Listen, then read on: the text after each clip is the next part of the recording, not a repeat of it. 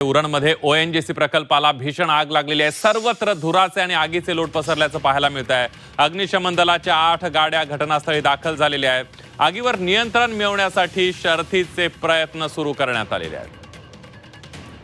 एक महत्त्वाची बातमी आपण बघतोय, उरणमधली ही बातमी आहे। उरणमध्ये असलेल्या ओएनजीसी प्रकल्पाला भीषण आग लागली आणि या दृश्यांमध्ये आपण बघतोय आगीचा भडका किती मोठ्या प्रमाणावर उडालेला आहे। सर्वत्र धुराचे आणि आगीचे लोट पसरल्याचं पाहायला मिळत आहे। अग्निशमन दलाच्या 8 गाड्या घटनास्थळी दाखल झाल्यात। आगीवर नियंत्रण मिळवण्याचे शर्थीचे प्रयत्न सुरू करण्यात आलेले आहेत। आपण बघतोय या दृश्यांमध्ये ओएनजीसी प्लांटला लागलेला आगीचा हा भडका आपल्याला पाहायला मिळतोय।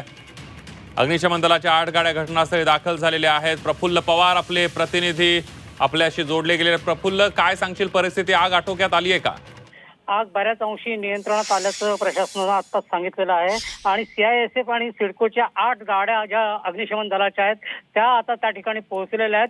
मात्र ही आग जी होती साधारण 3 वाजण्याच्या सुमारास ही आग लागली होती आणि जवळपास 2 तास ही आग मोठ्या प्रमाणात त्या ओएनजीसीच्या प्लांटमध्ये पसरलेली आहे। आगीचे लोट एवढे दूरवर पसरले आहेत की अलिबागच्या मांडवा जेट्टीवरून देखील हे आगीचे लोट पाहायला मिळत होते।